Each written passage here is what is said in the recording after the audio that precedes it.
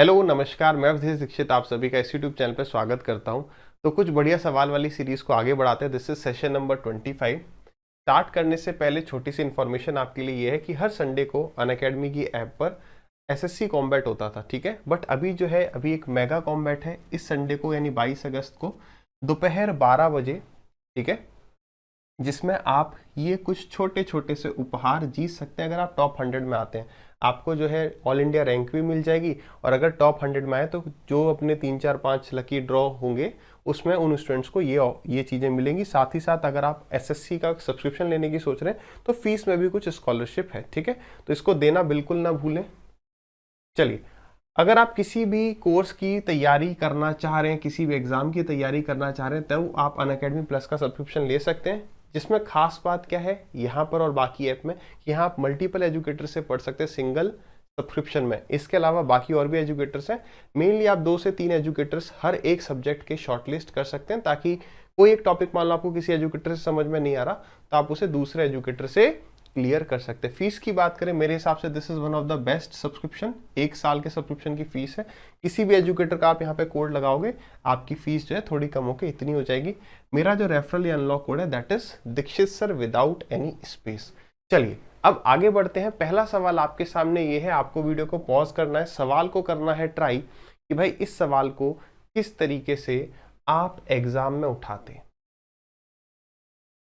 मैं ये आशा करूंगा हर सवाल के बाद कि आप वीडियो को पॉज करके सवाल को ट्राई करेंगे। इन सवालों को नोट करने की कोई आवश्यकता नहीं, ऐसे बेइंतहा सवाल बनाए जा सकते हैं, ठीक है। तो एग्जैक्ट ये आ जाए नहीं, मेन कंसेप्ट को आपको समझना है। कह रहा what is the sum of all prime numbers between 60 and 80। 60 और 80 के बीच सभी अभाज्य संख्याओं का योग क्या है। सबसे पहली दिक्कत परेशानी हमें हो सकती है कि कहीं कोई अभाज्य संख्या मुझसे छूट ना जाए। तो एक बात याद रखिएगा कि हर एक prime number 6n plus minus 1 की फॉर्म में लिखा जा सकता है। इंपॉर्टेंट, मैं फिर से रिपीट कर रहा हूं, हर एक प्राइम नंबर जो है वो 6n प्लस माइनस 1 की फॉर्म में लिखा जा सकता है, लेकिन हर एक नंबर जो इस फॉर्म में होगा वो प्राइम नंबर नहीं होगा। अभी हम दोनों बात समझ लेंगे। इसमें जो एक्सेप्शन है वो है 2 और 3।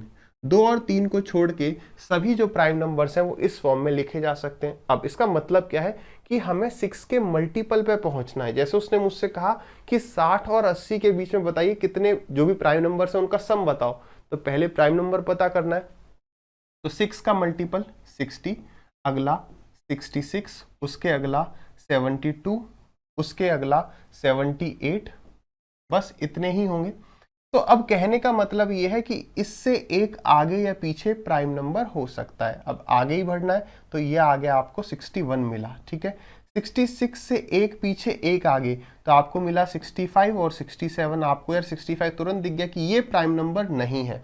मतलब हर एक नंबर जो इस फॉर्म में लिखा जा सकता है वो प्राइम नंबर नहीं होगा, लेकिन हर प्राइम नंबर इसी फॉर्म में लिखा जाएगा। मतलब समझ गए कि 65 प्राइम नंबर नहीं है, लेकिन जैसे 67 है तो वो इस फॉर्म में लिखा जा सकता है। तो अगला नंबर आ गया 67। 72 से एक पहले एक बाद में कितना आ गया 71 और 73, ये दोनों आपके प्राइम नंबर हो गए। इससे एक आगे एक पीछे 77 और 79, 77 नहीं होगा 79 होगा। बात समझ गए कि अगर प्राइम नंबर देखने में कभी समस्या हो रही, सीधे सीधे इस पे तो सीडीएस पे सवाल भी पूछा गया है, मतलब अपने 3 4 पॉइंट देके इस फॉर्म में, ठीक है।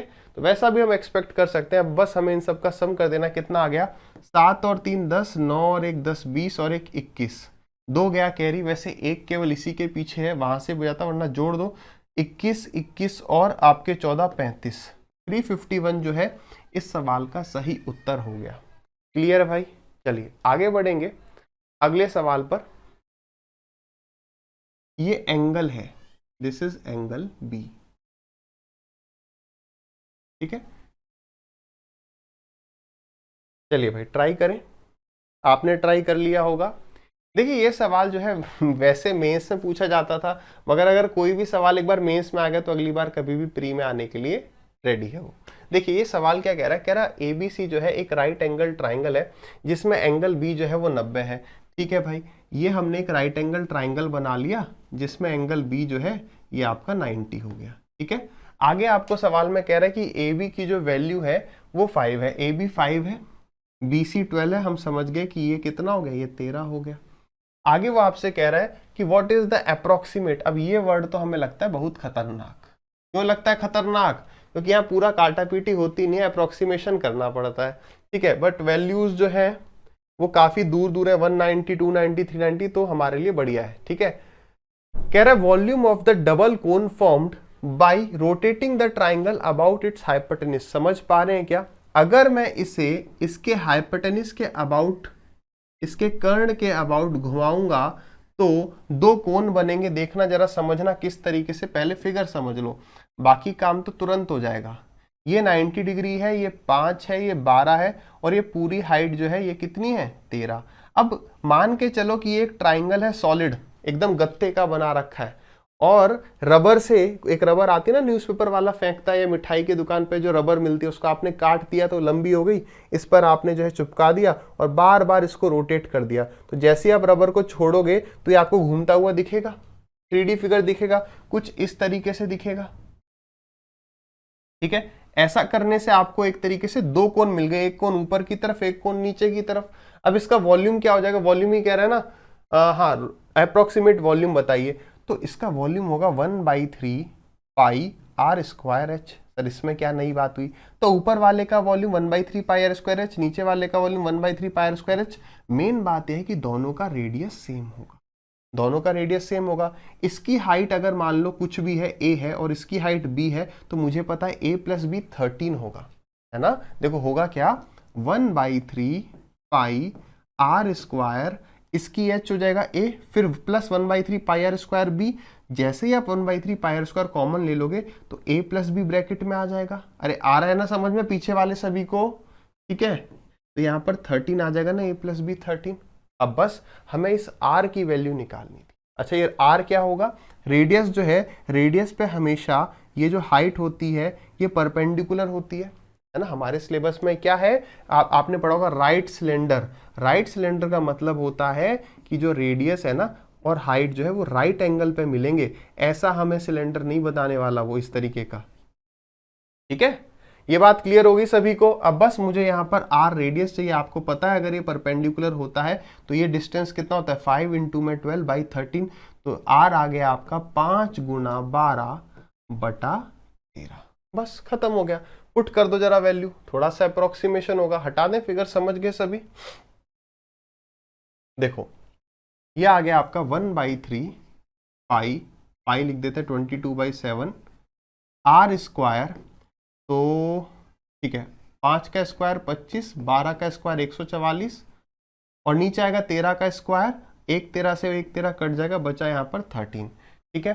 7 3 जा 21 में मान लेता हूँ लगभग, क्योंकि वैल्यूज काफी दूर है। मैंने मान लिया कि ये 21 था तो ये पूरा कट गया, ठीक है।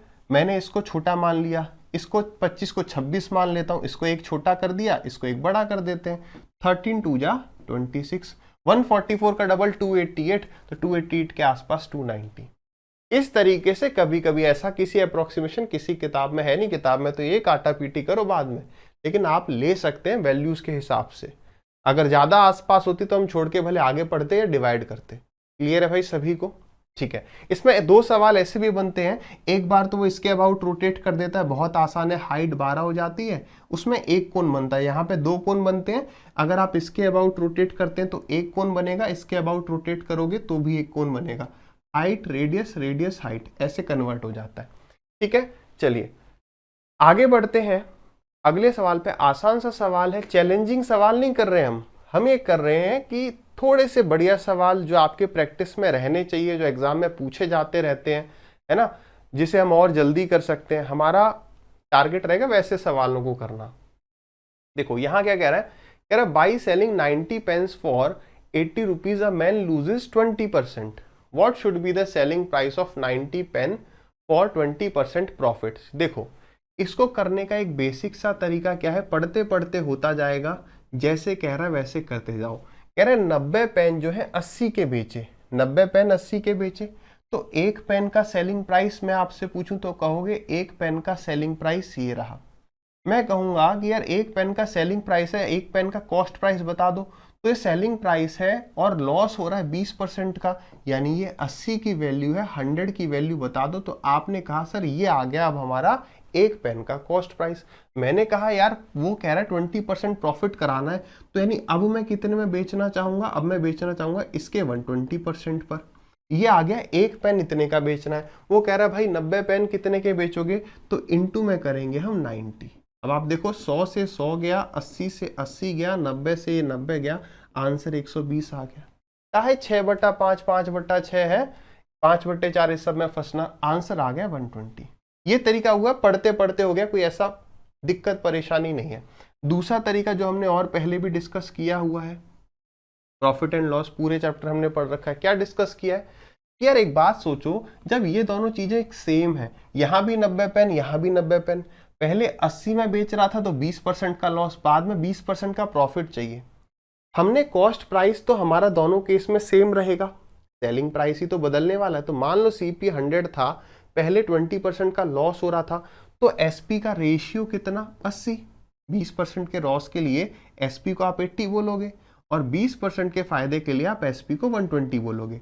यानी कि ये जो 80 है, ये जो 80 है, या तो मैं इसे मल्टीप्लाई कर सकता हूँ 80/120 से, या मैं इसे मल्टीप्लाई कर सकता हूँ 120/80 से। बात सही है आपको? बिल्कुल सही है। तो अब आप खुद बताओ दोनों में से किससे मल्टीप्लाई करोगे अगर आप प्रॉफिट चाहते हो। अगर वो प्रॉफिट चाहता है, पहले ऑलरेडी लॉस हो रहा है, प्रॉफिट चाहता है, तो हम बड़े नंबर से मल्टीप्लाई करेंगे। तो हम सीधे कहते हैं 80 से 80 गया, 120 आ गया। एग्जाम में सीधे आप क्या कर सकते थे, यार 20% का लॉस यानी कि 80 और 20% का प्रॉफिट यानी 120 बढ़ा के बेचेंगे, तो इंटू में 120/80 कर देंगे। यहाँ 80 में पहले बेच रहा था, लिख दिया, खत्म। नहीं तो यूनिटरी मेथड तो जिंदाबाद है ही है। चलिए भाई इस सवाल को करिए, जल्दी से ट्राई करिए, ठीक है। वीडियो को पॉज करके आई थिंक आपने ट्राई कर लिया ना। सवाल कह रहा है कि a man takes 4 trips of equal distances. क्या वर्ड मुझे मिल गया? Equal distances. इक्वल डिस्टेंसेस पढ़ते ही मेरे दिमाग में आया क्या, अच्छा यहाँ पे स्पीड 1 लिखेंगे, स्पीड 2 लिखेंगे, स्पीड 3 लिखेंगे, फिर इन तीनों का जो एलसीएम होता है उसको वो इक्वल डिस्टेंस मान लिया जाता है। देखो सवाल कह रहा है कि 4 इक्वल डिस्टेंस जो है एक आदमी ट्रेवल कर रहा है।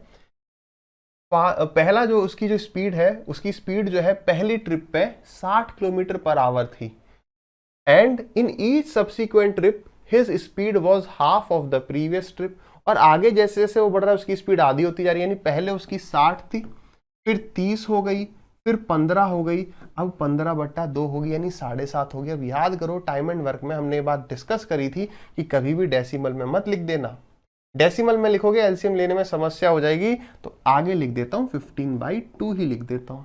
एलसीएम कितना आ जाएगा? 60 आ जाएगा।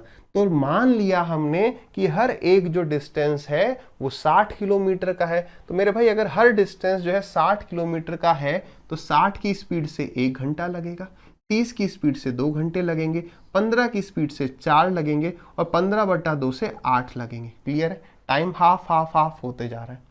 तो टोटल डिस्टेंस कितना हो गया? तो 60 तो एक था, ऐसे 4 डिस्टेंस हैं, तो 60 इंटू में 4 total distance upon total time taken. 8 4 12 और 2 14 और 1 15, 15 से गया ये 60 4 बार और 4 4 जा 16, 4 4 जा 16। Option number A is the correct answer. I think आप सभी का यही आया होगा।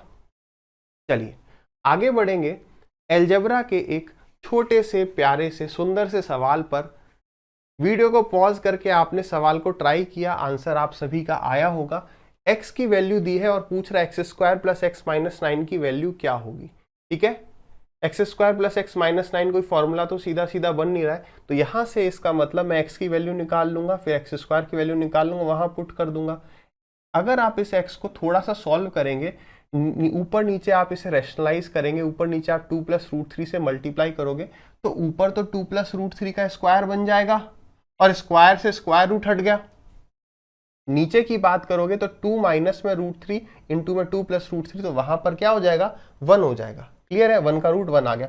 x की वैल्यू इतनी है तो आपका x² कितना हो जाएगा? तो a² + b², तो 2 का स्क्वायर हो गया आपका 4, 4 और 3 हो गया 7, प्लस में 2ab यानी कि 4 √3।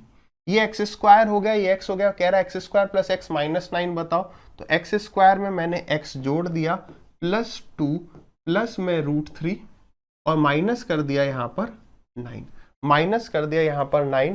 तो यहाँ पर देखो 7 और 2 9 से माइनस का 9 कट गया, 4√5 और √3 और √3 हो गया 5√3, 5√3 इज द करेक्ट सवाल का जवाब। आ जाइए आगे, अगला सवाल आपके सामने है ज्योमेट्री का। ट्राई करेंगे, वीडियो को पॉज करेंगे, आंसर निकालेंगे। ठीक है, आ जाइए। क्या कह रहा है सवाल? कह रहा है PQ जो है एक डायमीटर है, एक व्यास है एक वृत्त का जिसका सेंटर O है। तो ठीक है, हमने PQ जो है ये डायमीटर ले लिया एक सर्कल का जिसका सेंटर जो है उसने मुझे O बता रखा है। आगे कह रहा है RS is a chord parallel to PQ। RS, R से S, P से Q, ऐसे ही देखते हो। तो RS जो है एक कॉर्ड है जो कि पैरेलल है PQ के, subtends an angle of 40 degree at the centre of the circle. ये जो है सेंटर पर कितना डिग्री का कोण बना रहा है? 40 डिग्री का कोण बना रहा है। ठीक है, if PR and QS are produced, PR और QS को बढ़ाना है, are produced to meet at T, what will be the measure of PTQ। PTQ की वैल्यू बतानी है। अब मैंने PR को आगे बढ़ा दिया और QS को आगे बढ़ा दिया, तो वो किसी एक पॉइंट T पे मिल रहे हैं और ये एंगल बताना है। सबसे पहली बात, ये बिल्कुल भी मत सोचिएगा कि TRP टेंजेंट है, नहीं, ये सर्कल को अंदर से काटते हुए जाएगा, यहाँ पर भी थोड़ा सा काट के जा सकता था। ठीक है, ये एंगल 40 है। अंदर बढ़ते हैं सवाल के, ये दोनों रेडियस है, अगर ये 40 है तो ये दोनों एंगल बराबर होंगे, बचा 140, यानी ये 70 हो जाएगा, ये भी 70 हो जाएगा। क्योंकि ये कॉर्ड इसके पैरेलल है, ये 70 है, तो अल्टरनेट इंटीरियर एंगल ये भी 70, सेम तरीके से ये भी 70। बात सही है। अब सवाल खत्म हो गया। अब फिर से अगर आप जरा देखेंगे गौर से देखो मेरे भाई, ये और ये दोनों रेडियस हैं, ये 70 है, 70 गया 180 में से तो 110 बचा, यानी ये एंगल 55, तो ये एंगल भी 55 हो जाएगा ना, ये एंगल भी 55 हो जाएगा और उसी तरीके से ये एंगल भी 55 आ जाएगा। तो 55 और 55, 55 प्लस 55 इज 110, तो ये वाला एंगल हो गया 180 में से 110 गया, तो ये एंगल आ गया 70 डिग्री। बताइए भाई, क्लियर है सभी को? है ना। आगे बढ़ते हैं, और अब आगे कुछ नहीं है, आगे सिर्फ और सिर्फ अंत है। तो इसी के साथ हम इस सेशन को करते हैं दी एंड। आगे आपके लिए कुछ छोटे मोटे प्लान हैं, है ना, जो आपके साथ में बहुत जल्द डिस्कस करूंगा। तब तक हंसते रहिए, मुस्कुराते रहिए, पढ़ते रहिए, बस समय बर्बाद मत करिए।